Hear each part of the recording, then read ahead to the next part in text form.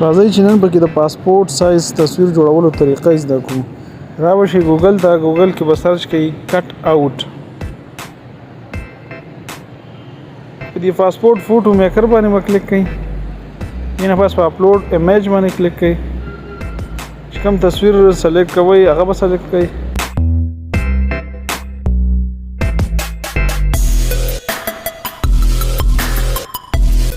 دلته چې تاسو بیک ګراوند کلر دې ځنه چینج کولای شئ، یعنی بیک ګراوند کې څنګه کلر لګوئ.